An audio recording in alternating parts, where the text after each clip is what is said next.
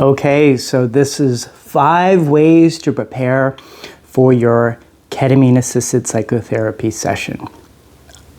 This is the clip that I provide for my clients in preparation for, especially their first ketamine session.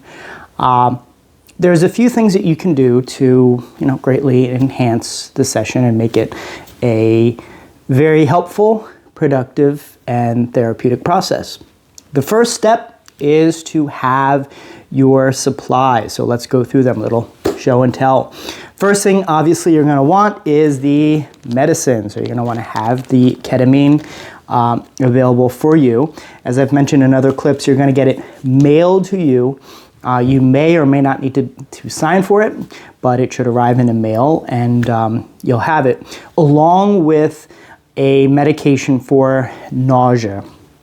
Generally speaking, if you have a very sensitive stomach, if it's difficult for you to fly without Dramamine, if it's difficult for you to be a passenger in a car, if you get stomach sick very easy, queasy very easy, then you may want to get some medication to help settle your stomach. And if you do, that's something you might want to take 30 minutes or an hour beforehand, something you're going to talk with the doctor about, but it's helpful to have. The second thing you're going to want is noise-canceling headphones. Once you take the medicine, you're going to swish it in your mouth for about 12 to 15 minutes. Then you're going to want to put on the headphones. The music really kind of impacts the session that you have. So you may have an issue, and different songs will give you a different approach, a different perspective. So if you're going through something that's very deep, you may have a little bit of sadness, that's okay. The next song, you'll have a different perspective, and that can be a very kind of interesting way of processing something, okay?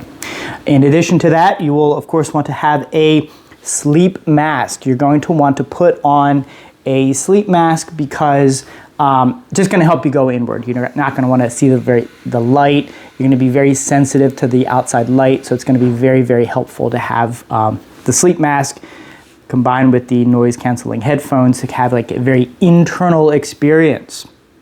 Along with that, you're going to want to have an ad-free music streaming. The last thing you're going to want to hear when you're going in your journey is a commercial, right? So we'll provide the playlist. The playlist can be very, very helpful. There's some playlists that are just completely set for the ketamine therapy process. You're just going to want to have, make sure that it's, ad-free. So either download the MP3s if you're a millennial or Gen X, or just have a good streaming service. The next thing you're going to want is you're going to want to have a blood pressure cuff, because you will generally want to, or you'll for this program, you'll need to have your blood pressure measured definitely before the experience and oftentimes after. The ketamine does elevate your blood pressure, not a lot, but if you're already on a very, very high level, it might not be safe to do so, right? Especially, if your doctor says you should be cautious about exercising, that may be a contraindication for ketamine, but you're going to want to make sure that your blood pressure is in normal range before starting this. So you can use the traditional blood pressure cuff. You can use some of the wrist ones. You can even use an app. We just need a number that suggests that your blood pressure is at a good, safe level. Okay, and then finally, you may want to consider having an app that can record your voice on your phone. You may have an epiphany, and oftentimes people will want to write it down. Some people will want to draw. Some people will want to tell a friend. But the best way to kind of record it in many cases is to just record your voice. It becomes very easy. You come up, click on the app, start talking.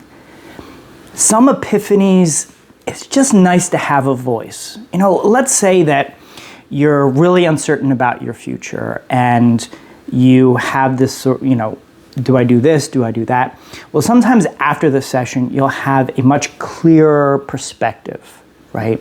And sometimes that transmits in your tone. So if you can record yourself saying, I need my own place, right?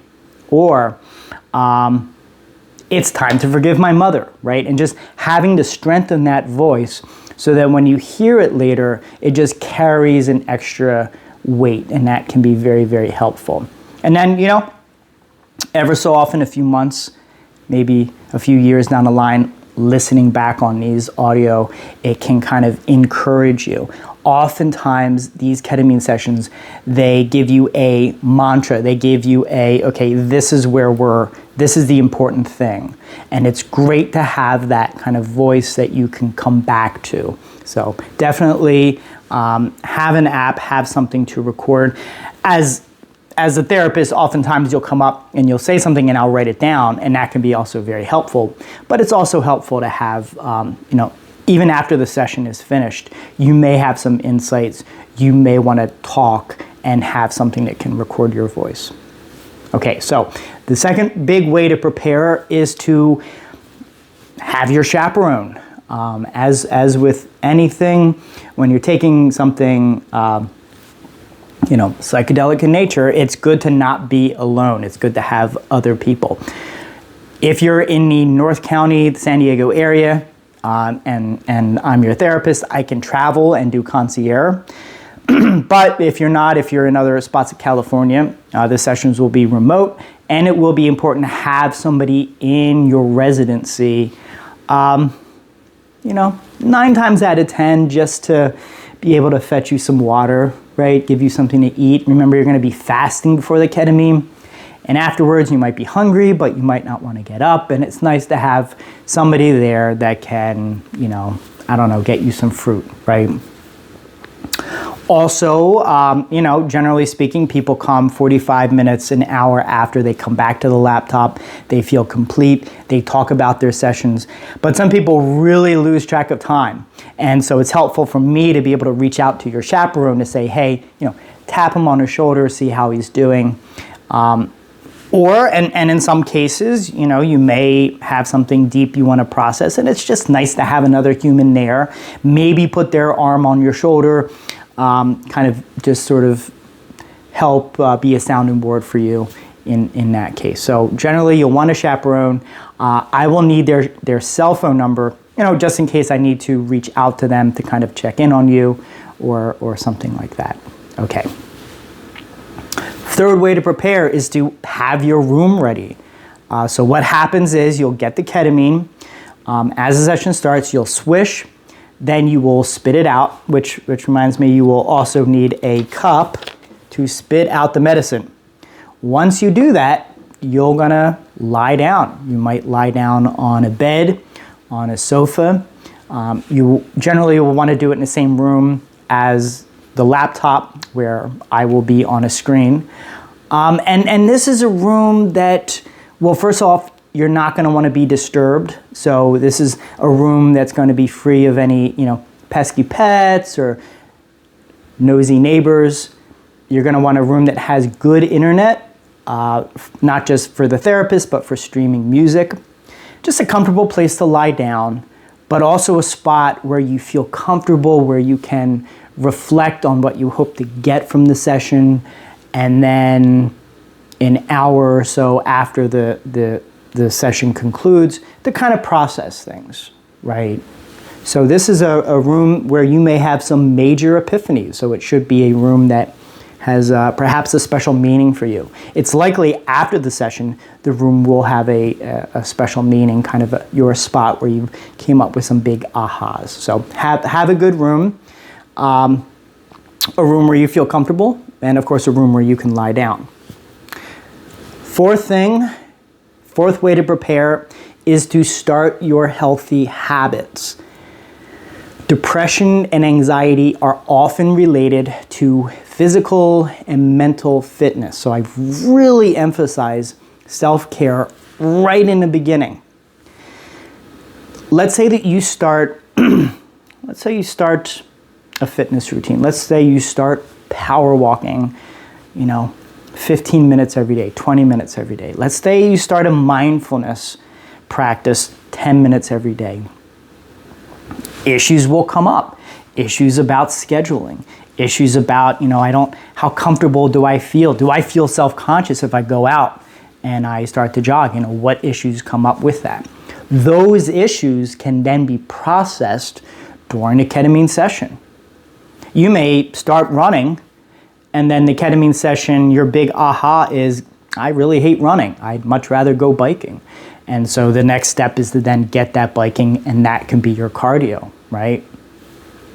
You can get a better feel. So if you're practicing mindfulness, let's say 2 weeks before your ketamine session, the ketamine can help you meditate deeper. It can help kind of show you the way to do it, the way to look at your thoughts in a non-judgmental pattern. And then afterwards, you can then use the meditation, these new insights, to strengthen the practice, reinforce it. And in the end, it's the meditation and the ketamine and the physical fitness that all combine to help boost your mood, to help resolve any excess anxiety, will help you lift and transcend any depressive thoughts. Really this kind of interactive approach. Okay, so for the Pentabelt program, that is one of the reasons that the orange belt comes before the green belt. The orange belt where we focus on self-care, technique, technology, before we get into the green belt of the psychedelic process. So ideally a few weeks before the ketamine process, you're going to really want to focus on the self-care practices that we all kind of have a feeling helps our mental health, but sometimes it's difficult to just get that process started.